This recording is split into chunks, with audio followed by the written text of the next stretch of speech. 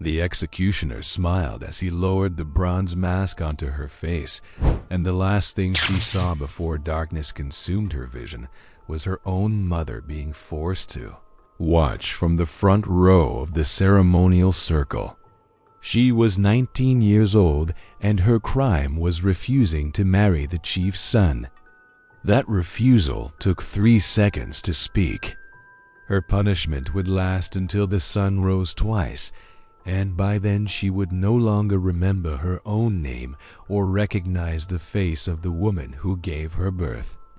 You need to stop whatever you are doing right now, because what I am about to tell you will fundamentally change how you understand human cruelty and the depths to which ancient civilizations sank to maintain absolute control. These are not the sanitized punishments you read about in textbooks. These are the rituals that scholars discovered in forbidden archives and then burned. Their own notes rather than let the world know what they had found. I am going to describe 10 ancient ceremonies that transformed minor acts of disobedience into nights of suffering so profound that entire villages would remain obedient for generations after witnessing just one. The screams from these rituals could be heard for miles. The trauma passed down through bloodlines like inherited disease. The methods were so effective that crime essentially ceased to exist. This is the hidden history of punishment that civilization tried desperately to forget. This is what happens when human creativity is directed entirely toward causing maximum suffering without allowing death. Are you ready to learn what your ancestors did to each other in the darkness before written laws existed? Are you prepared to understand why certain fears are embedded so deeply in human psychology?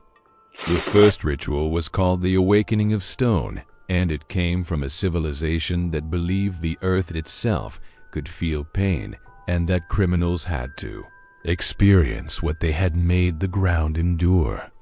The victim would be buried alive up to their neck in soil that had been mixed with biting insects and stinging plants. Only their head remained above ground as night fell across the valley.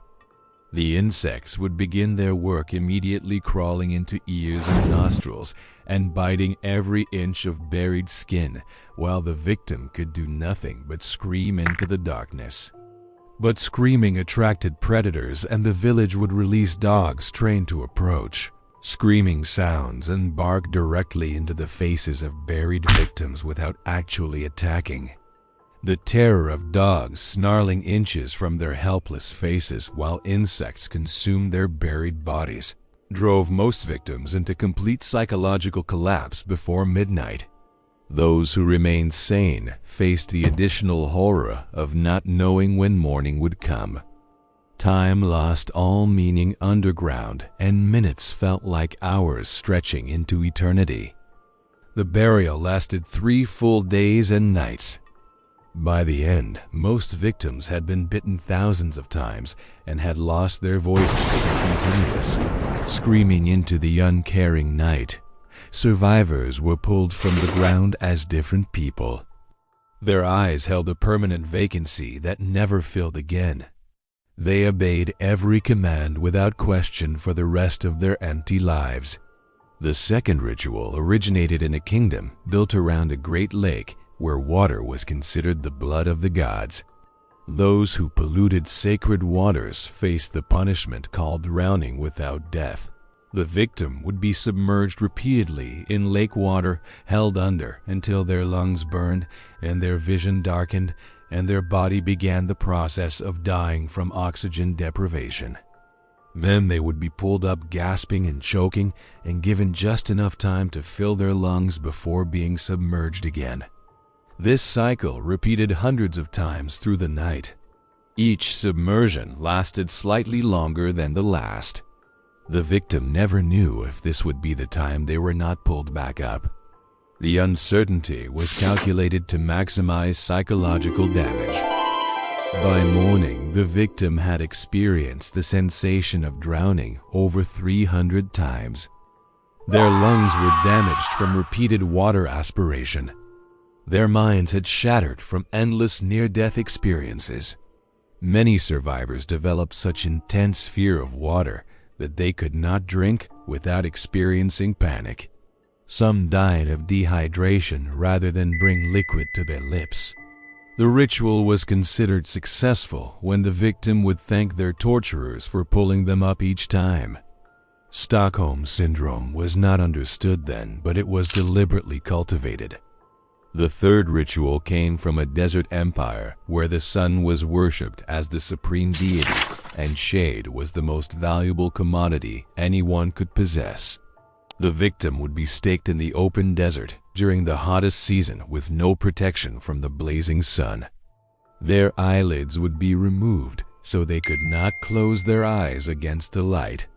The sun would slowly cook their exposed skin while simultaneously blinding them through their forced open eyes.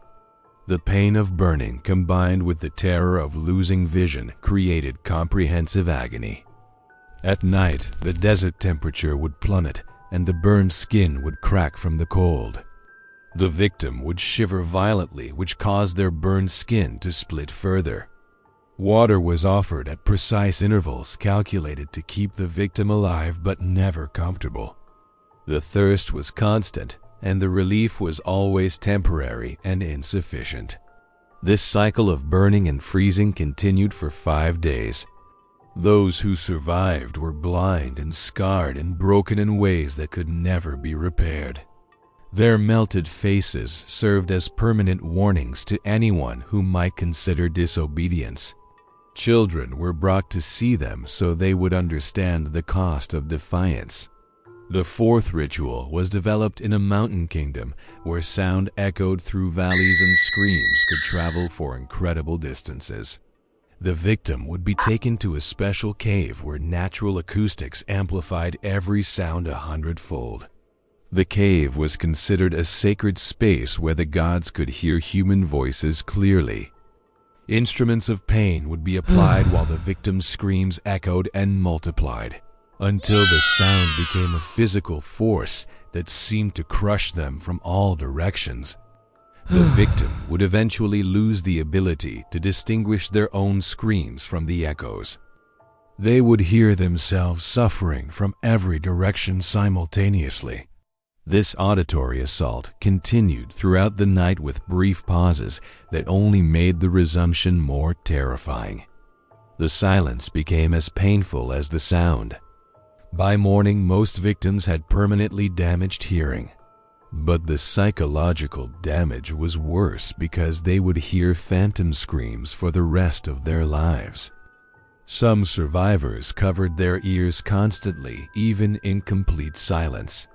They could never escape the echoes that lived inside their minds forever. The fifth ritual originated in a jungle civilization where plants and animals were considered spirits with their own desires and hungers. The victim would be covered in a paste made from crushed fruits that attracted carnivorous ants. Thousands of these creatures would be released to discover the feast. The ants would bite continuously throughout the night, each bite injecting venom that caused burning pain far beyond the tiny wound. The accumulation became unbearable within hours. The victim could not move because they were bound with vines that tightened when struggled against. Every attempt to escape the ants only made the restraints more constricting. By morning, the victim had been bitten so many times that their entire body was swollen and fevered. Many developed permanent allergic reactions that made future insect contact dangerous. Some victims scratched themselves bloody for years afterward, trying to relieve phantom itching that never went away. The sensation of crawling insects became permanent. The ritual was considered a communion between the criminal and the spirits of the jungle. The ants were believed to be eating the evil from the victim's soul. The sixth ritual came from a northern kingdom where cold was the constant enemy and fire was the sacred protector of life. The victim would be stripped naked and taken to mountain heights where snow never melted. Water would be poured over them repeatedly until ice formed on their skin. The freezing process was controlled carefully to ensure maximum suffering without death. The victim would feel their extremities die slowly as frostbite claimed fingers and toes. Periodically, they would be brought near fires to warm just enough to restore sensation. Then they would be taken back to the cold, and the process would repeat. This cycling between freezing and warming continued for 3 days.